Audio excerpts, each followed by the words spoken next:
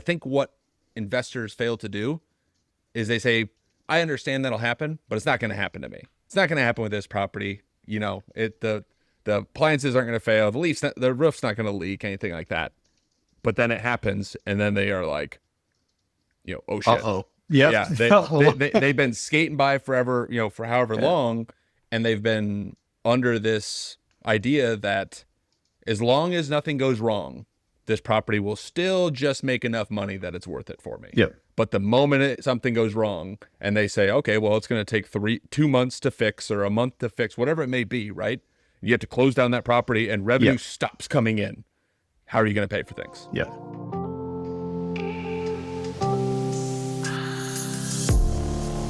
All righty. Welcome back to another edition of the Hideaways Show, Behind the Curtain. Hey, Mike. Hey. How's it going? It's good. I feel like I always bring the energy every time on the podcast. I wanted to keep people on their toes, and they're gonna be like, wait, what? Here we go. Well, I told you the other day when you were calling me, I said I want to come up with like different ways to answer the phone versus just be like, hey, how's it going, buddy? Which is like my go-to response. I want to be just something you're not expecting, right? Because I don't know. I think it just adds a dynamic to your day with, some of the fun things that we have going on day in and day out, the good, the bad, and the ugly, Dude, that's something that my grandfather was really good at. Every time I'd pick up the phone, I was just like, what is about to come out of his mouth? And it was never appropriate, but it was always hilarious. Mm-hmm. So, hey, every time you call me, you're going to be like, oh, I'm in for a treat. But then I'm always going to keep you on your toes. You're going to call one time, I'll just be like, hey, Mike.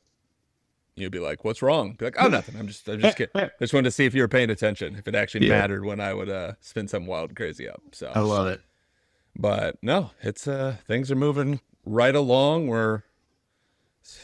The naturalist is still crushing it. Properties are still crushing it. It's oh my gosh. I'm more and more excited as we start to see those properties doing well, starting to see some of our upsells coming in. That's been a nice perk. Dude, we've got some really strong upsells recently, and that data platform that we were using when we just went on that call, an hour ago? The girl showing us like how to actually measure the specific metric that we were looking for, and she did it on accident. So sign me up, man. What a good day.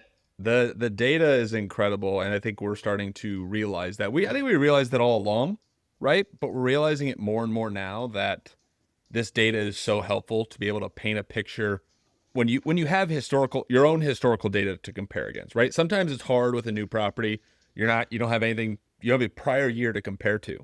Yeah. But we were looking at those numbers of the naturalist and looking at like June and July of 2024 versus 2025.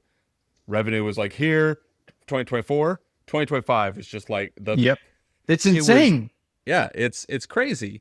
But that data is helpful to then you can start understanding. It's like, it also helps you look too and be like, is what we said is it going to work? Is the hot tub going to work? Is the new unique amenity actually working?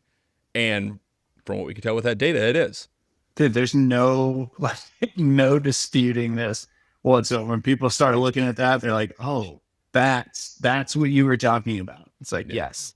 One caveat to that though, that I just thought of, is we also have another data platform, IntelliHost is what we're using to just kind of track performance of our properties, how it's doing against others. And if you only use that platform, you have to use data together in the right capacity to be able to make these decisions to paint the right picture. Because if you only use that platform, it shows the naturalist as like underperforming tremendously because it's looking at Airbnb and how we're ranking from like an impressions perspective. We're still doing decent with impressions, but impressions are down. And click-through rate's down a little bit there because we're not showing up on those years. Yeah, exactly. It's because we're booking up, like we don't have as many available dates for the OTA platform to present to their users because they're all being booked up through direct. So it's interesting to see that. And it's also a challenge from our perspective to just, if we can master both, right? Is as we have more bookings coming in from social media to our direct platform, how do we ensure we remain at the top 1, 2, 3 pages of Airbnb as well for maybe not all dates, but certain dates, so then guests continue to see us there as well. It's not to say we don't want to book through Airbnb, I'd be more than fine if we just got all of our reservations through direct. But if we can stay at the top of the on both those lists, I think we stand a better chance of filling up our calendar at the rates we need it to fill up. It's funny because when people ask you about this kind of stuff, they're like, well, what do you recommend for this? And it's like, well, what's your goal? Right. And what they think is that we're either not prepared or we're not, you know what I mean? It's like pushing back against what they're asking, but it really is, because if they said, oh, do I launch on Airbnb? It's like, well, if you have this strategy, you could just launch direct. Who cares about the rest, versus like some of our other properties. It's like without Airbnb, we'd be bankrupt. Exactly. Yeah. And that's why it's not a one size fits all, because, we've talked to, people out there that have some of the most unique experiential properties ever. And they're like, we haven't really had time. We don't have it listed on the OTAs. And to some people, like that's like, how do you even have a business, right? That's like, that's essentially the dream. Yeah. But it's just crazy that you need to, bringing this all together is you need to be able to utilize different sets of data in the right capacity. If you use it together, it can really start to paint a picture of where your business is at, where it's heading, how you've done against previous years and other properties. It really is powerful. And you start to realize too, it's like, how did we ever, when we didn't have these tools or didn't have this data, it almost is like, were we just guessing? Just kind of being like, we were doing the best with what we had at that point. And we thought that what we had, we'll probably do this 3 more times. We're like, a year from now, we'll be like, how did we run on just those two, it's the two data inputs. But if you remember when we first met and we were doing properties and we were just starting to blend what we were doing together, I don't think at that time you were even using Price Labs. No, I wasn't. I wouldn't pay the monthly subscription. Exactly. So I was doing everything in Google Sheets because I had time and no money. Right. Exactly. But that's, again, you have to continue to evolve and adapt as things happen and life happens and you grow your portfolio and it's just the nature of the beast. So 100%. But so data. All right. End of podcast. See you guys. No, we are talking today, and this is something that's come up a little bit for us. And I've seen other people talking about it is, a lot of times when you're buying investment properties, especially in the short-term rental space, there's this preconceived notion that new construction is the most expensive. You're going to buy a new build, it's going to be the most expensive thing. Why would you not go buy the 1950s house, the fixer-upper, and rent that out to guests? And what we've started to realize with some of these properties, and seeing it from other investors as well, is that these cheaper, older properties can actually be your most expensive investments, as 100%. opposed to what many people think, right? And I think some people understand, the older properties, there's wear and tear. You're gonna have to make those, changes or major, appliance failures. You're gonna have to come in and fix those. But I think what investors fail to do is they say, I understand that'll happen, but it's not going to happen to me. It's not going to happen with this property. The appliances aren't going to fail. The roof's not going to leak, anything like that. But then it happens, and then they are like, oh shit. Uh-oh. Yep. Yeah. They've been skating by forever, for however long, and they've been under this idea that as long as nothing goes wrong, this property will still just make enough money that it's worth it for me. Yep. But the moment something goes wrong and they say, okay, well, it's going to take 2 months to fix or a month to fix, whatever it may be, right? You have to close down that property and revenue stops coming in. How are you going to pay for things? Yeah.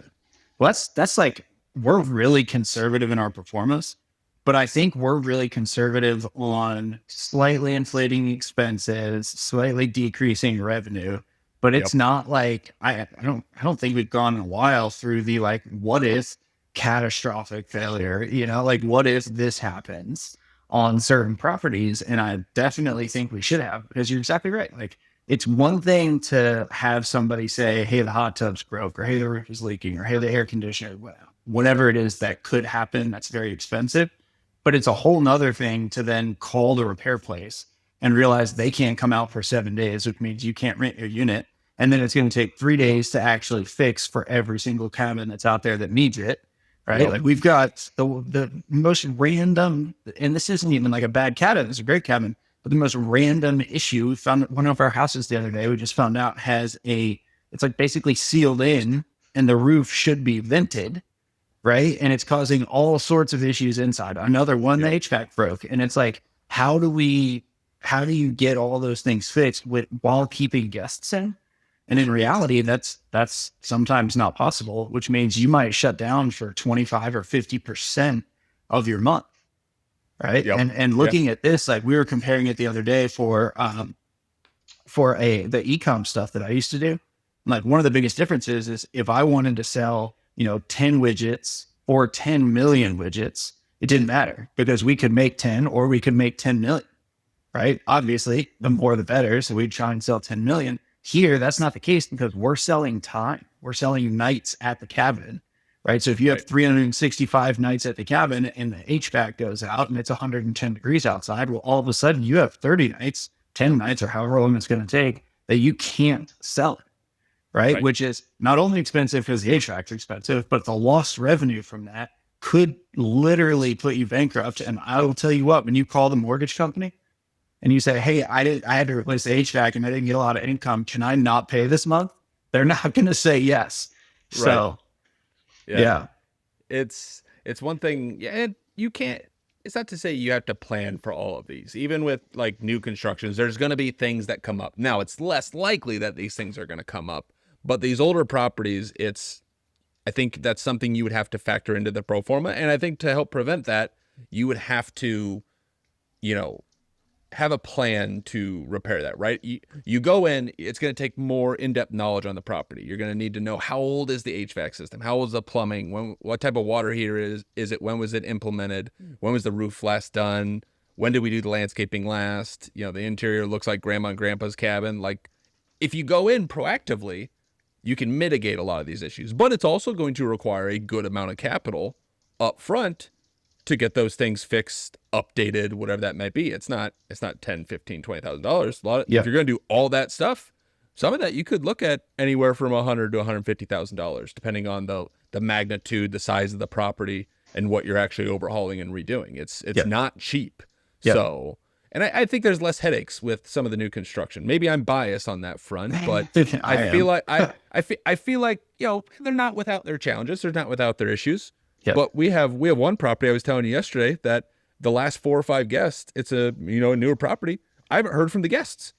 Like that they haven't sent any message. We've sent our standard messages to them, and it's been crickets. But we're still getting the 5-star reviews. And it's like, just imagine if you had 10 of those properties. 10 properties like that where you're getting the occasional message versus these other ones where it's like, hey, the hot tub stopped working. Hey, the AC seems to stop working. Hey, this is leaking. The roof's leaking. The water heater the fridge isn't cooling things like we thought. And as you start to add more properties, if you have properties that are more prone to these issues, all these messages start coming in. And I could see for any average investor out there, they may just throw their hands up and be like, not for me. I'm out. Right. It's also worth noting that like those big issues don't come in a vacuum, right? It's not like you have a property and you're smooth sailing for January, February, March, April, May, and then you hit June and one thing happens. And it's like, oh, at least I saved, all this money. It's like every single month you've got random stuff, right? You got little paint touch-ups. You've got new sheets that you're going to need. You've got, guest damages. And so glasses or wine glasses you're going to have to replace and all that kind of stuff, and then at the end of all that, it's like, oh, P.S. this big expense is here, surprise, and it never comes during your slow season. It always comes like when you've got just maximum reservations and you're like, oh, let me just move all of them out of the way. So it always seems to come. I say this all the time, comes during peak season. It comes on the weekend and it comes at night. I don't know why. Like we had it the other night at one of our cabins, just a random tree fell. That there were no signs that this tree was ever going to fall. There was no that could be a problem for us. All of a sudden we get a message, hey, cabins have no power. And it's like, I think it was 9 or 9:30 Eastern, granted I'm 8:30 Central, so it wasn't as bad. But it's just like, it's Friday night, 8:30 p.m. and you got guests that are like, hey, it's really hot out. There's no power. How soon can you get it on? And some guests are very nice. They're great. They understand. But then there's the other ones who are wanting updates every 5 minutes. Hey, is the power back on? Hey, any updates? It's like, I got the lineman on speed down. No, like they're working on it type of thing. But the update will be the power is on. So I mean, all that being said, there's nothing against older properties. I personally, and I think you would agree with this, from our experience, prefer properties that don't have to necessarily be new construction. I like new construction. Newer properties that are going to have less of these issues. Dude, personally, you would have to really convince me to buy an existing structure. Even That's if it's true. last year, you'd have to really convince me, because firstly, they probably didn't build it the way as unique as I want it to be. But secondly, like going through the build process a few times, and I'll say like a few times has really exaggerated, is really blown up recently. But that being said, going through that build process is way simpler the fifth, sixth, seventh time that you do it. And once you start to get those people in place and realize the customizability that you can do in your own house, it's like, why not? Right. You know, like, you know how it's going to do. It's so much easier to get together. And then there's actual equity in that as well. You can do it right. Right. Yeah. So, And that's where I think, it gives you that better understanding of your numbers. You have more confidence in what the numbers are going to actually do versus for these older properties. It's like the property will do this, but there's a 55% likelihood that the HVAC is going to go out. Therefore, we had to plan for, X thousands of dollars this month from an investor's perspective, versus with these newer ones, you have typically a better idea of what it's going to do from an expense perspective. And, a lot of these newer construction homes are also more efficient from a heating and cooling perspective. So the electric bill may even be less. So that's nice. But then also, if you can partner with the right builder in the right market, a lot of these properties, aren't, you're not losing equity right out of the gates if you partner with the right builder. Sure, if you find someone you don't know and they built a property and they're like, just trying to sell it to get top dollar on it, then sure, you can, pardon my French, you can lose your ass on that deal because you overbought up front and you can't, there's no amount of money that can make up for that.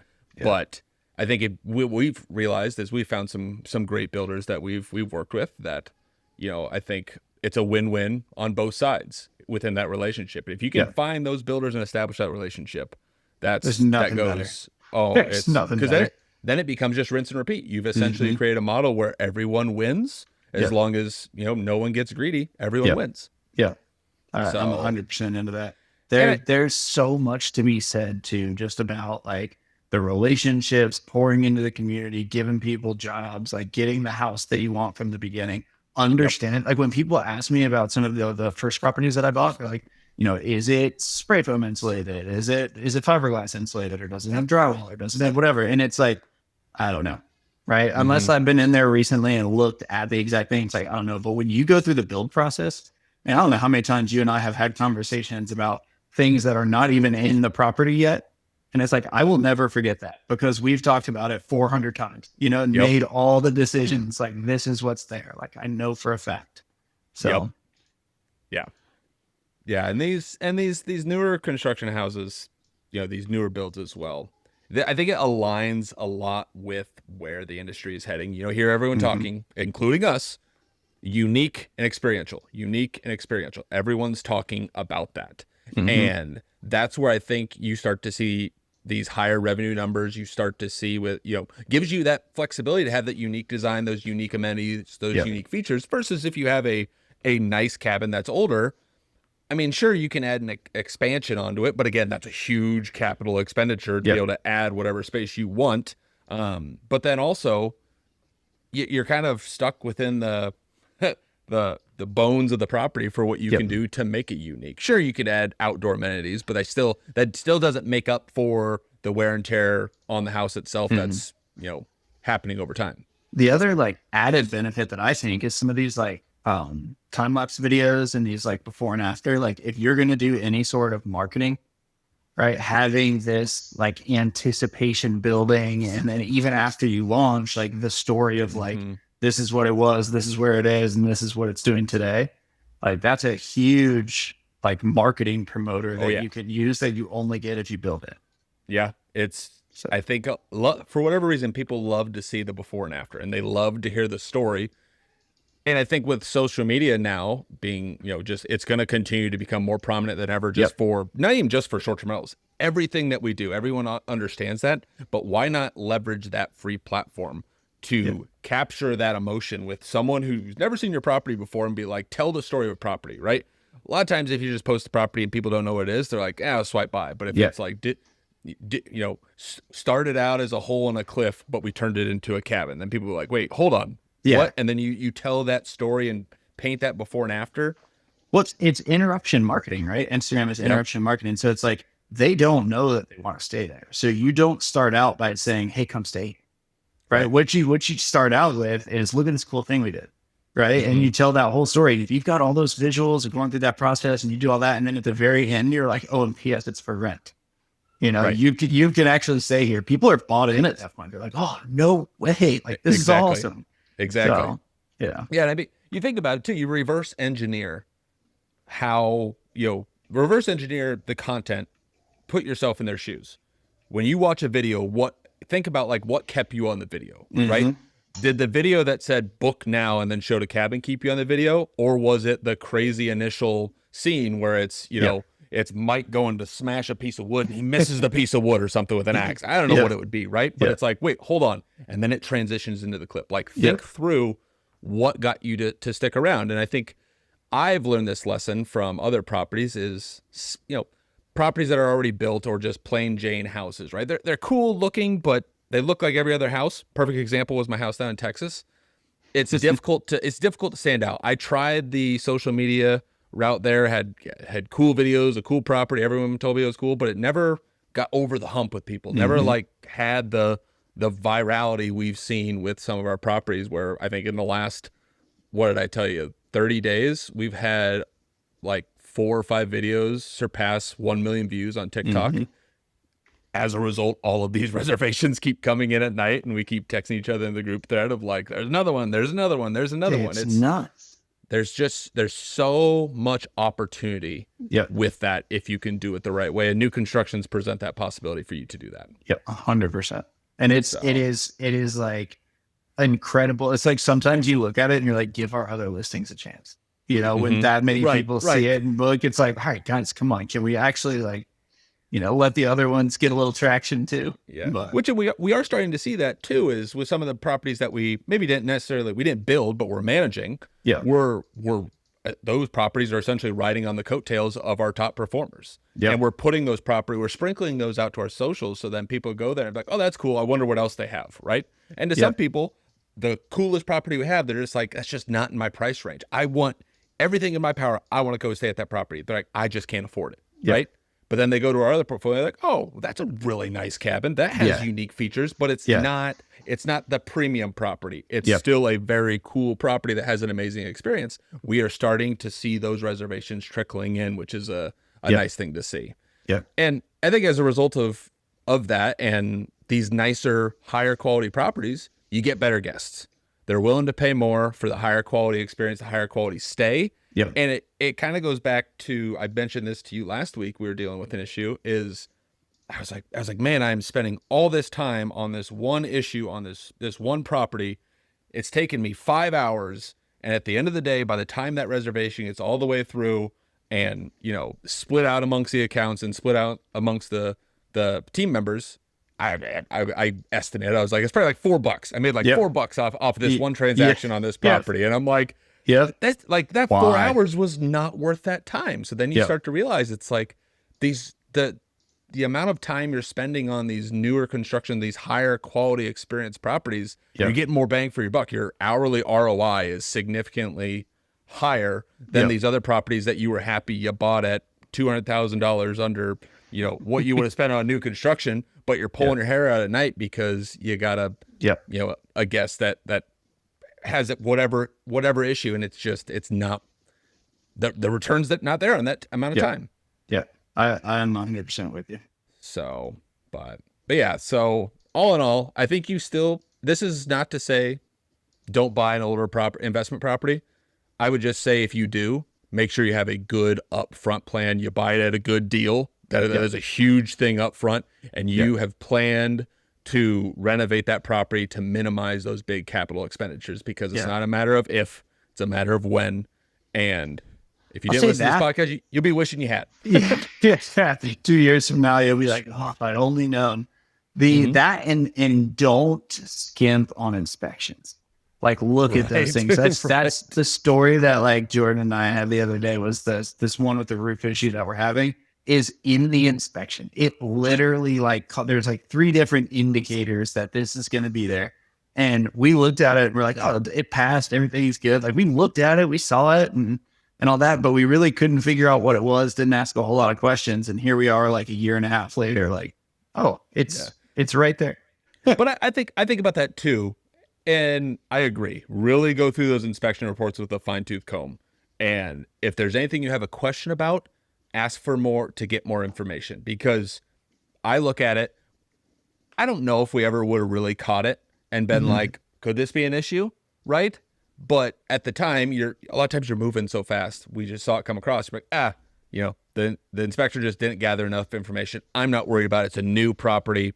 Push it to the side, right? Yep. But now, like you said, looking back on it, those 3 points in there, it's like, it's almost like just a screaming like red flag of like, what this were we is doing? going to be an issue. But it was so subtle that it wasn't just jumping out at us that, hey, we need to do anything with this. And again, I think that was my second or third deal ever. So again, I've looked at inspection reports, but it's one of those, you got to learn that lesson. So now, if we ever were to buy a property, which according to Mike, we're not, we're just going to build forever, which I am on board with. I love that. But let's say we do. It's really understanding that inspection report, going through it in detail. And if there's ever a doubt or a question, stop, ask that question, get more information, because it could save you thousands of dollars in the future. Hey guys, real quick, just want to jump in here and say, if this show has been sparking ideas and helping you level up your short-term rental game, we would be so grateful if you drop us a 5-star review. It helps us and this show reach even more people who want to build wealth through unique, unforgettable stays, just like you. So thanks for being a listener. Now, back to the show. Well, with that being said, I want to switch gears to Let's do it. The Would You Book It segment. We need to get some music that cues up when we transition to that, do do do do do. I'm down. Let's go. Let's go with just a little Bluetooth boombox. Remember when we wanted to have our logo with our floating heads? We could have a little thing that pops up with it's Mike and Jordan's heads are floating. I'm sure we could find someone to put that together for us. 100%. AI can probably do it. Yeah, it's very true. But, all right, so the Would You Book It segment for everyone that is listening, just a reminder, what we do is we go out and find a property or unique feature of a property, and we analyze it from the perspective of would you book it as a guest, and would you host that property? Would you own that property if it was in your portfolio, if you had the opportunity to add to your portfolio? So with that being said, I'm pretty certain I went first last week with the haunted house, and you finished it up with the Italian, I don't even know what it was called. It's an Italian. For some reason, I went to Jersey Mike. So the Italian, I'm like, oh man, I could go for a sub right now. Sign me up. Let's go to. I will drive and go to Jersey Mike's. I'm down. Yep. I did go first, and I'll be glad to share mine with you. I want to see. They have a gallery. Yes. Okay. So mine. It is called. I'm so excited. Bum bum bum. Free Spirit Spears. Yeah, dude. I'm not going to give away my answer, but these are cool. Wow. So yeah, they have a ton of these in the trees spheres that you can stay in, and it is the weirdest thing because it's literally just a sphere.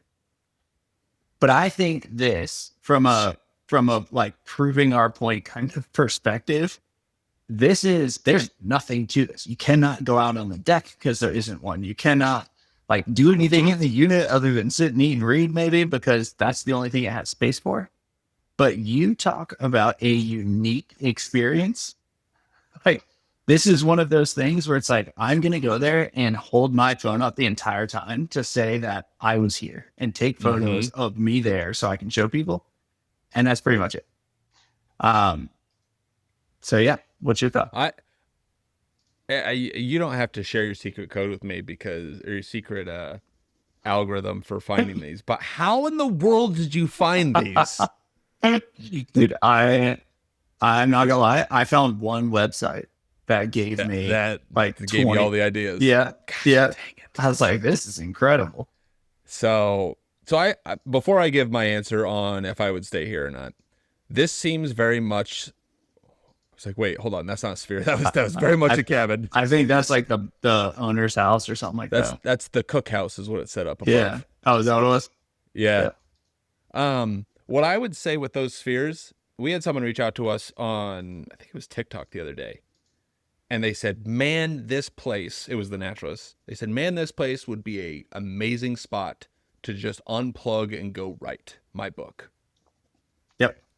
That's what I think of when I see this. It's like someone that just wants to get away. It's a cool, they don't need much. They just need an area where they sleep.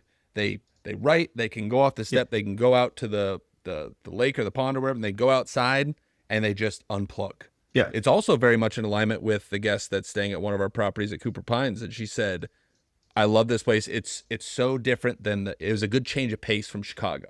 And I think about that as like, how many people live in the city that are just looking for a cool, unique place, doesn't need anything any special, to unplug and get away from everything. Just take pictures with their phone, but then shut everything off, and they're just present. Yeah. And that's what I think of when I see those properties. Look at that, 10.5 thousand followers. Where are these but things? like so in Canada.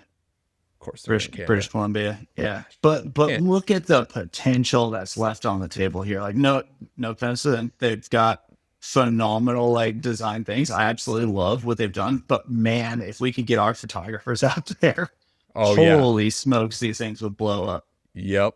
I 100% agree. So grainy photos. Let me give my answer from a guest perspective. Go for it. I would actually go and stay here. Yep. Just because I think wherever it's at, it doesn't seem like where it's at, it's going to be super hot. Like if, the inside's not going to get hot or super cold. That to me is a huge factor because I'm someone that just naturally gets hot.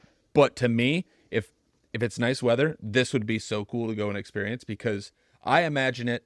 Let's just say we were not real estate investors or short-term rental investors, and we didn't have the day-to-day stuff that we're doing right now. I would love to just go there and unplug, get away from everything, shut off the entire world, and just me and Allie, or me, Allie, and the kids, and just relax and enjoy. Yep. We have no schedule. We have nothing to do. We have food. We have everything we need. I honestly think it would be great. I don't think we're probably fitting 4 people in there, so more than likely it'd just be Allie and I. Yeah. But I would love it. I think it would be great. I don't think it'd be something I'd go to year over year. Maybe once I go once, maybe it would be like, wow, this is such an experience. But, so maybe that answer surprised you, but I would actually go.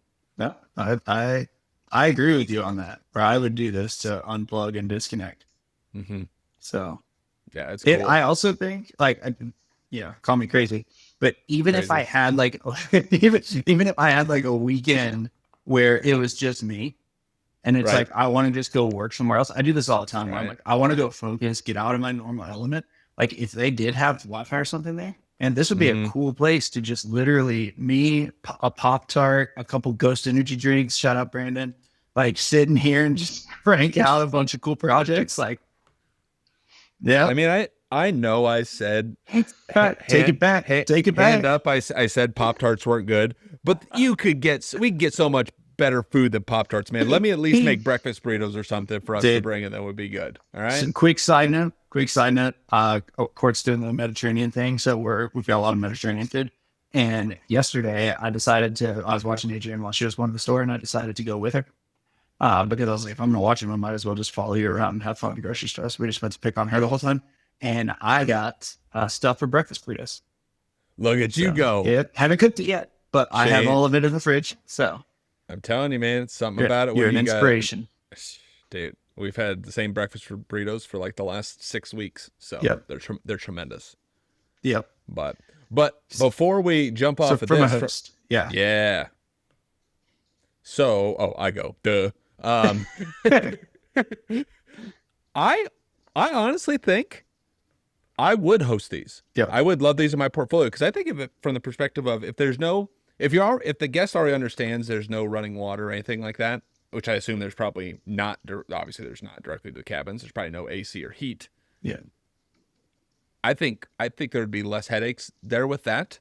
The guest understands what they're getting, and if you can paint that picture of that experience, then I think it would be tremendous. I think there's the capital up front to build those is less. Yeah. And I think the the maintenance of those, again, I don't understand what it takes to support within the trees, but I think initially, I don't think there's a ton of maintenance there for that. So I think expenses would be low, and I think revenue potential is not going to be 120,000 per unit, but it's, if the expenses are super low, even if those things did 20 or 30K or whatever it is, they would do I think they would cash flow well. That's what I was thinking. And really understanding your numbers, right? Because your RevPAR might not be super high, but your net profit, your NOI, is going to be huge because there's nothing that goes into it. Your cash on cash is going to be huge because there's nothing that goes into it.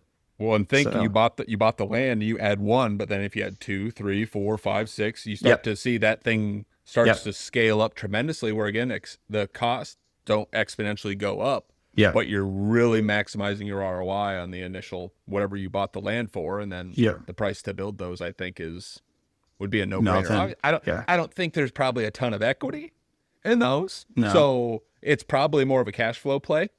Yeah, which is good, and you could buy it in a place where the land itself goes up significantly, like where we're buying right now in Kentucky. Like just the land value, if you get it at a good deal, it climbs pretty quick. So, and I think you could find an investor to sell that too, or someone would. Easily. If you ever wanted to sell that, someone would come in and want to buy. My thing is, like, if you make it a business, right? So many people are like, oh, the property value or the house value or this, and I understand that, and that makes a lot of sense. But if you make it a business, like anything that you've got consistent recurring revenue and your own database of people that you can market to and get to come back or get to share with somebody that will come back. Like that's a full blown business. You don't need anybody to be interested in real estate to buy that. So, I'm with you on it. I would stay in it. Probably it's very hard for me to think about taking a full weekend to do nothing. So, and I just did that. So I'm like, I probably couldn't do another one right away. But right now I lean towards like, man, if I could go out there and just focus on a couple projects or something like that, I would do that in a heartbeat. I think these places are cool. I think the circular windows are a big thing I want. The way they've laid them out, the odd shapes, all that kind of stuff, it's perfect. I agree with that. From a host perspective, I would absolutely host these things. Probably put them on like excess pieces of land that we had from other properties that didn't, if it's hard to build on or something like that, all you need here is steps. Like, it's fantastic. So I'll definitely do that. It's like you said, it seems like it's very inexpensive to set all that up and could make a lot of money. So absolutely. I think the marketability of it is tremendous. If you had influencers come out, you've seen those, the Airbnb, I think they're in California, where it looks almost like an acorn. Oh yeah. And the stairs leading up to it. Again, there's nothing really to that, but it's unique. And someone's like, I just want to go. I've never stayed in whatever that is before. Very similar to those spheres. I've never stayed in a sphere in the tree. I have to go experience that. And again, I agree with you. If we went in and bought those and came in, brought our marketing. Oh man, I'm almost like, let's figure out who owns it and see if they want to sell. Yeah, dude, I want to find out who built them. And see if they build that out where we are. That would be really cool. Yeah, that would be really cool. The only thing we'd have to figure out is, I think there it probably remains at a certain temperature, relatively. Actually, we could throw a AC in there. True. We'll make them slightly bigger. We'll put a little air conditioning in there. They'll be okay.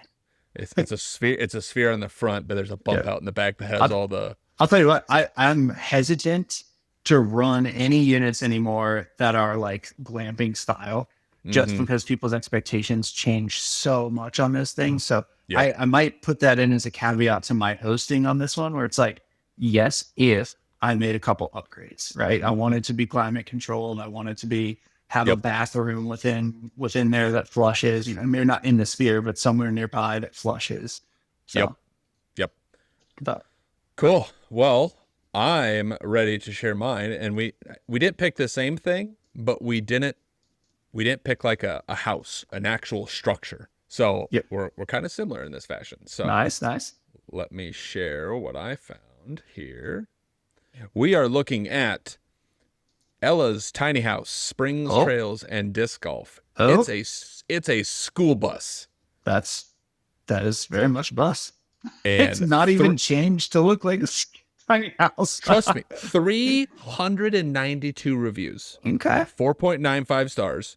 Okay. They've renovated the inside. again, it's nice. I think you probably could have done a little bit better.